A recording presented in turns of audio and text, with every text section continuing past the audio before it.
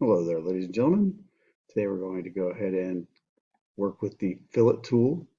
The Fillet Tool is a tool that allows us to draw rounded over corners. In this example, we're going to go ahead and take this square, this center point rectangle that I've drawn, and we're going to round over the corners using the Sketch Fillet tool. The Sketch Fillet tool is up on your tool ribbon. It's got this rounded over look to it. It's next to the scissors, the trim tool. The shortcut is Shift F, and the way it works is you click and release on the two lines that you would like to fillet. You can pull, drag on the arrow, and then when you click your mouse, as the green indicator shows, you can type in whatever fillet value you are interested in.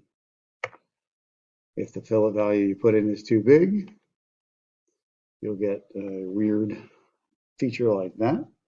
You can always come back and double click on the value and put in a new value. The dimension can be dragged wherever you need it, and then you can continue. Now in this case, I've exited from the fillet tool, so to go back in and continue filleting, I will need to go pick the tool back up, and then I can again click two adjacent lines, or I can click the corner that those lines make.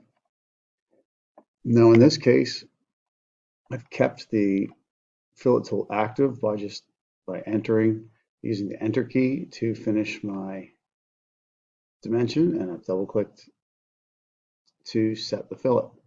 And you can see that the fillet tool is still active, so if I continue to enter the fillet tool or enter the fillets, what I wind up with now is all the fillets that I created while I was still active in the tool are now joined to each other. So this first fillet I added is independent of the others, whereas these last three are dependent on each other. So one dimension controls all three of these fillets.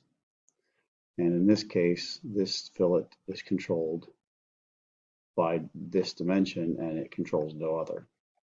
So that's the fillet tool. I hope this is useful. Good luck, have fun, and as always, keep being awesome.